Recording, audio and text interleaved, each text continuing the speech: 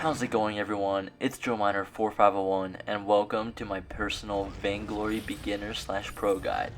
Today we'll be looking at Skaarf, our cute little flamethrower who thrives at dealing long range and area of effect damage. Skaarf is one of my favorite heroes to play, and he has so much to offer.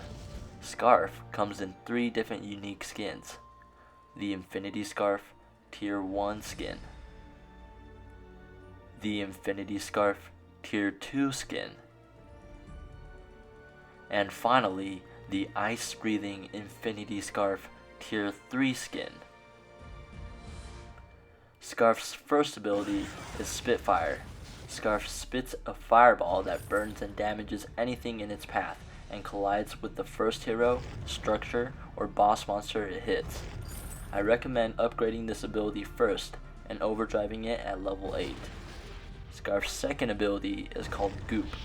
Skaarf hurls a goop puddle onto the target location, and any enemies walking through the sticky substance are slowed, and if any of Skaarf's flames touch the goop will be lit on fire, dealing extra burst damage and burning enemies over time.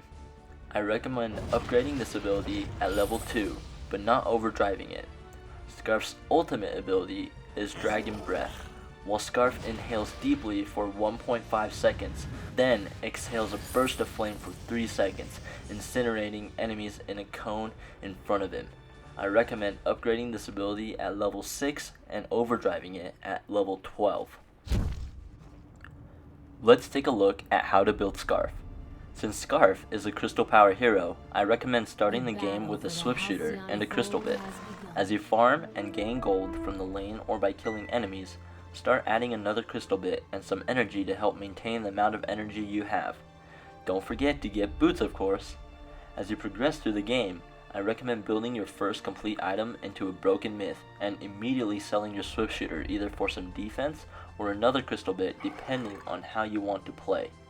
Start adding on some more defense such as some shield and begin building your next complete item into an Eve of Harvest. When you complete your Eve of Harvest, it is best if you have travel boots by now to make sure that you can travel quicker. Buy an extra crystal bit to get started on your final damage item. The next item to focus on will be your first defensive item. From the oak heart and the shield that you bought earlier, make sure you start buying reflex blocks and upgrading your shield into a kinetic shield, and very soon you'll be able to get your Aegis. Now that you have your Aegis, with your extra slot of space, get another crystal bit and start building that item up into either Shatterglass or Frostburn. Shatterglass is a great item for doing burst damage to your enemies if you're already doing great in the match, but Frostburn is a more strategic choice simply because of the slows that it does and can really help set up teamfights or help you avoid one. Once you finish your last damage item, buy an armor and begin upgrading it from there. The rest of the build should be very easy for you to figure out. Now that we know how to build, let's take a look at some actual gameplay and strategies. While you're up in the lane farming, with your advantage of the swift shooter, farming and poking enemies should be a lot easier for you. Don't forget to occasionally shoot a Spitfire towards your opponent for some poke damage. In this teamfight, as I try to lure Finn towards me, I set up the perfect gank for my teammates to jump in while I use my heroic perk, Fan the Flames, to finish him off. As I approach Celeste, our Lance gets a root on her, leading Glaive to jump into the fight with his afterburn. We continue to dive under turret and I finish Finn off with Fan the Flames while Glaive finishes off Celeste. Glaive falls to the turret, but we finish off the enemy Lance to secure ourselves an ace.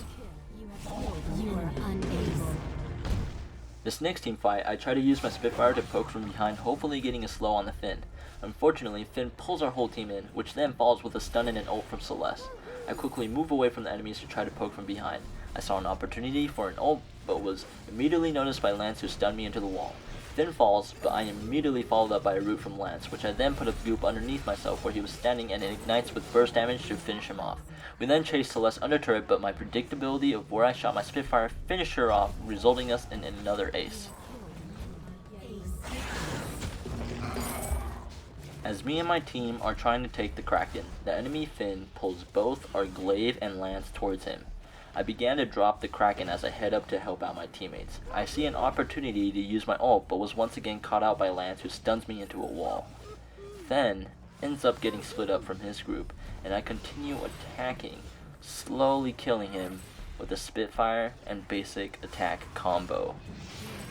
Well, I'm guessing enemy Lance just gave up, as you can see him walking his way into our turret.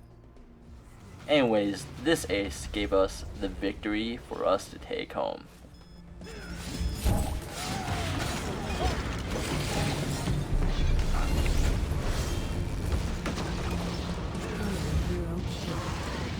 I hope you guys enjoyed this new beginner/pro guide, and if you did, be sure to give this video a thumbs up. I know these kinds of videos are normally my most popular ones, and it would mean the world to me if you shared this out to more people in the Vainglory community to see, as for this took a lot of time and hard work to make.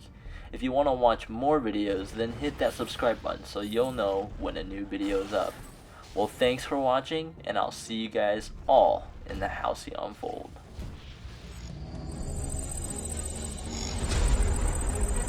This channel is brought to you by the Vainglory Invitational Series, a league for gamers made by gamers, sponsored by Mob Crush and Band.